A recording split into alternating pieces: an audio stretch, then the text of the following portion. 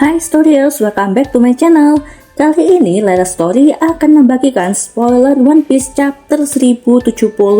Sebelum lanjut, terima kasih buat yang sudah subscribe Lela Story. Buat yang belum, pencet tombol subscribe dan nyalakan notifikasinya ya, agar kalian semua nggak ketinggalan update One Piece selanjutnya. Kali ini terima kasih pada Pewpiece dan Raidon dari World Gen Forum serta Oda Sensei yang secara langsung memberikan spoiler One Piece di jam Vesta kemarin. Mantep banget kan ini? Chapter 1070 berjudul Manusia Terkuat. Judul kali ini merujuk pada Seraphim buatan Vegapunk.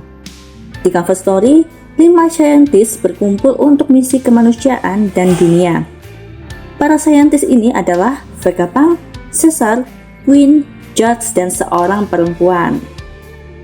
Nah, ternyata Max ada 5 orang anggota. Mungkinkah perempuan itu setusi?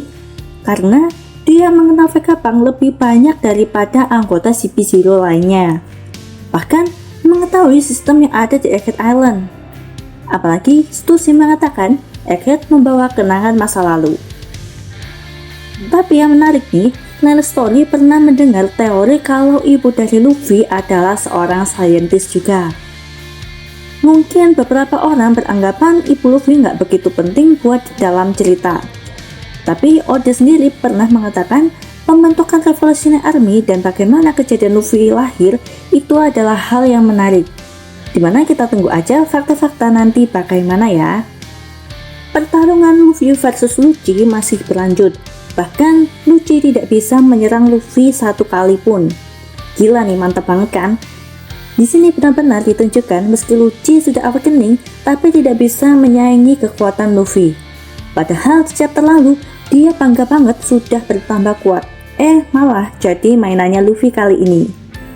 Seharusnya Lucci malu banget sih, udah bangga menjadi lebih kuat, malah gak bisa menghajar Luffy satu kali pun. Bahkan Oda menunjukkan kekuatan imajinasi Luffy tidak hanya sebatas karet, tapi bisa membuat benda.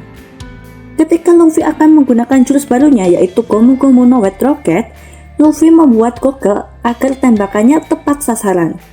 Di sini mulai terpatahkan ya, imajinasi Luffy hanya sebatas karet yang selama ini orang beranggapan hal itu yang paling benar.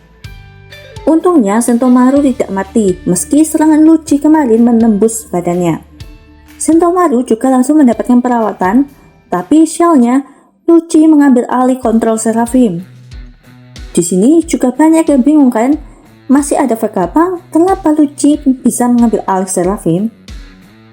Yang menjadi masalah, untuk monster Seraphim harus berada di dekat Seraphim itu sendiri. Jika Vegapunk atau kloningannya yang turun ke bawah, maka akan ada korban lagi seperti Atlas, dimana ini yang harus dicegah. Nah, karena masih spoiler, masih belum jelas nih urutannya. Kemungkinan ketika Lucci mengambil alih Seraphim, Luffy tidak terima dengan hal itu dan meluapkan emosinya karena Atlas dan Sentomaru menjadi korban. Luffy menyerang Lucci agar Seraphim tidak menuruti perintah dari Lucci. Atau parahnya, Lucci sudah menyuruh Seraphim terlebih dahulu sebelum Luffy menyerang untuk menyerang Straw Hat dan Vegapunk lainnya, tapi yang melawan Seraphim lainnya itu adalah Jinbei dan Chopper.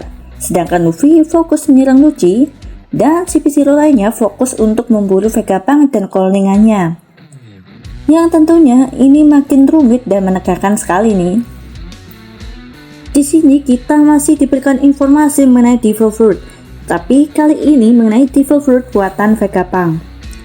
Vegapunk menjelaskan yang paling mudah ditiru adalah tipe Zoan karena berdasarkan dari hewan.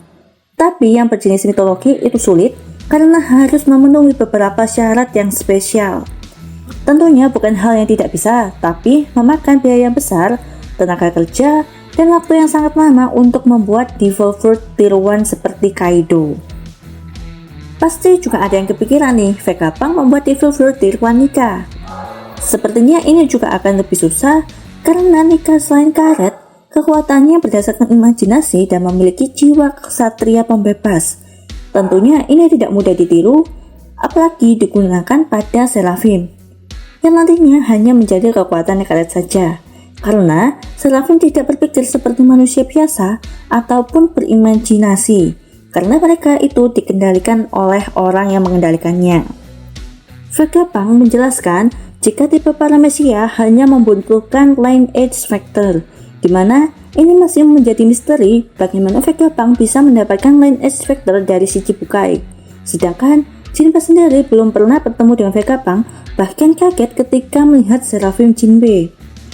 Tapi jika yang sudah dipenjara seperti Senor Pink atau bahkan Doflamingo, pasti mudah mendapatkan sampel lineage factor itu. Dan tipe Logia itu yang paling mustahil ditiru. Vegapunk kali ini tidak mau mengatakan lebih banyak mengenai ini. Karena Logia merupakan elemen alam, tentunya memang lebih susah menirunya.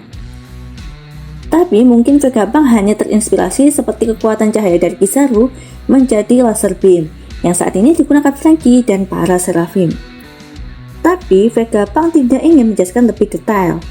Sepertinya ini berhubungan dengan Kizaru dan Kuma yang di sini bisa dibilang sesuatu yang jahat karena Kuma dijadikan kelinci percobaan pasifista. Yang ini sepertinya akan dibahas di pertengahan atau akhir arc saat Kuma datang dan Vegapunk menjelaskan detailnya kepada Bonnie juga. Halaman terakhir terlihat Kizaru memimpin armadanya ke Egghead. Kira-kira Kizaru akan bertemu dengan kelompok Luffy dulu atau kelompok Zoro dulu nih? Karena mereka yang ada di luar, sedangkan kelompok Sanji masih ditahan oleh Vegapunk, tentunya tidak akan bertemu dengan Kizaru terlebih dahulu. Nah, itu dia spoiler chapter 1070. Jangan lupa subscribe, like, dan nyalakan notifikasinya ya, agar kalian semua nggak ketinggalan update One Piece selanjutnya. See you in the next video, Storyers!